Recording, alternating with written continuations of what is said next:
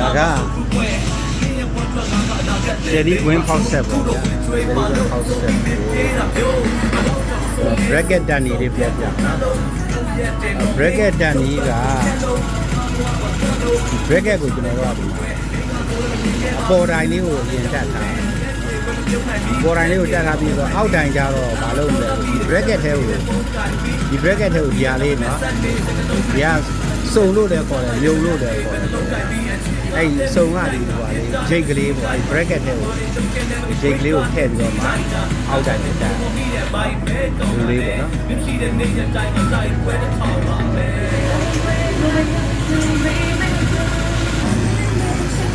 လိုလေးနော်ဟိုကအခုလိုလေးပေါ့ဗျာဝင်အောင်ထည့်ပြီးဆိုမှဒါတွေကြက်တဲ့အခါကျွန်တော်တို့က view ဆိုင်ရတာကဒီဟာကိုတစ်ဖက်ကိုအပေါ်ကိုကတ်သွားတာတို့အောက်ကိုကတ်သွားတာတို့အဲ့လိုမဖြစ်အောင်ဒါလေးကသူက free ပေါ့လိုလေးပေါ့နော်လှုပ်ရှားမှုရှိနေတာအဲ့ဒီသူကလှုပ်ရှားမှုမပြုနိုင်ဘူးဒါဒီတင်းနေတယ်ကြက်နေတယ်ဆိုအဲ့ဒါခြီပြတ်တတ်တာပေါ့နော်အဲ့ဒါလေးကျွန်တော်တို့ကချိန်ဒါလေးကိုကြက်တဲ့အခါဒါလေးကိုနည်းနည်းလေးအပေါ်လည်းမရအောင်အောက်လည်းမကျအောင်လို့ချိန်တာနော်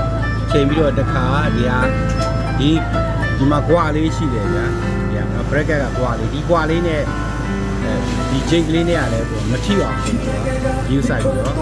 ကြက်ပြီးတော့zoom လေးဆွဲလိုက်ဒီများတာလားဒီဟာလေးပေါ့တော့ bracket ကဒီဟာလေး bracket ကကွာလေးနဲ့ပေါ်ကဒီဂျိတ်လေးပေါ့ဒီနားမှာသူကထိတာအဲ့ဒါကိုဒီနားမှာမထိအောင်လွတ်အောင်လုပ်ပြီးနော်ပြီးပါပြီဒီမှာအဲ့လိုလေးနော်အဲ့လိုလေးတော့ကစားလို့ရအောင်နော်ဒီလိုမကစားနိုင်ဘူးဆိုလို့ရှိရင်တော့ခြေပြတ်တတ်တယ်အဲ့ဒါလေးကြည့်လိုက်အောင်